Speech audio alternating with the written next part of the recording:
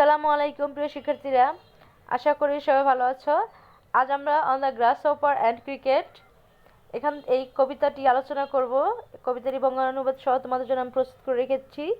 তো চলো আমরা বঙ্গানুবাদটা পড়ার আগে একটু দেখে নেই কবিতাটা কি কি বলতেছে, কি আছে এখানে। এখানে বলা হয়েছে, the poetry of earth is never dead. আসলে কবিতাটা মূলত ঘাস ফড়িং এবং ক্রিকেটের ওপর। এখানে বলা হয়েছে, the poetry of earth is never died. পৃথিবীর কবিতা কখনো মৃত্যু নয়।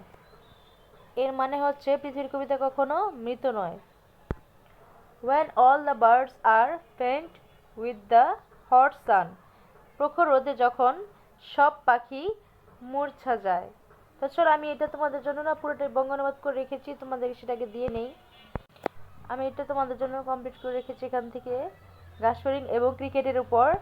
তো এটা তোমাদের জন্য আমি পুরোটুকু বাংলা মিনিং সহ দিয়ে রেখেছি, তোমরা এখান থেকে চাইলে নিয়ে নিতে পারো। এখান থেকে তোমরা দেখে দেখে পরবর্তীতে ভালো মতো এর বঙ্গানুবাদটা আয়ত্ত করতে পারবে, ঠিক আছে? তো এই ছিল প্রথম থেকে একদম শেষ পর্যন্ত, ঠিক আছে? তো চলো এখন আমরা তৃতীয় লাইন পড়ি। And hide in cooling trees a voice will run from heads to heads about the new monument, এবং শীতল গাছে লুকান একটি কণ্ঠস্বর চলবে নতুন মাউন্টমেন্ট সম্পর্কে হেজ থেকে hedge. That is the grasshoppers, he takes the lead in summer luxury he has never done with his delights for when tired out with fun. সেটা হলো ঘাস ফড়িং, সে নেতৃত্ব দেয় গ্রীষ্মের বিলাসিতা তিনি কখনো করেননি তার আনন্দের সাথে। যখন মজা করে ক্লান্ত কিছু মনোরম আগাছা নিচে তিনি আরামে বিশ্রাম নিচ্ছেন।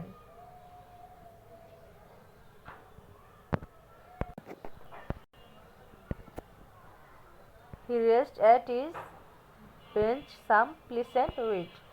এ পর্যন্ত আমরা বলেছি বাংলাটুকু। এখন আমরা এখান থেকে বলবো, the poetry of earth is catching never on a long winter evening when the frost has wrought a silence from the stove their thrills.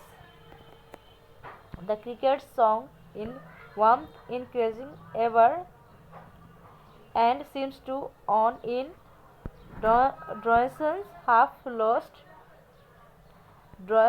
half lost, the grasshoppers among some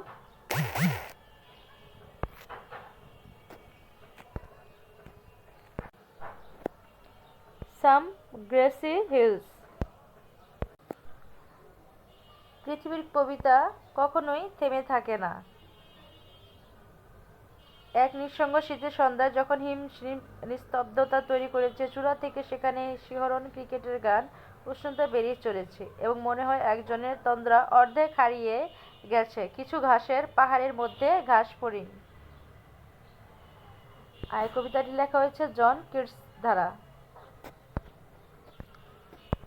তো এই ছিল আমাদের কবিতাটি ঘাস ফড়িং নিয়ে।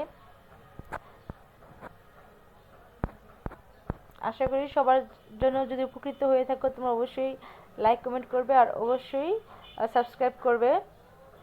তো আজ এই পর্যন্ত, সবাই ভালো থেকো, আল্লাহ হাফেজ।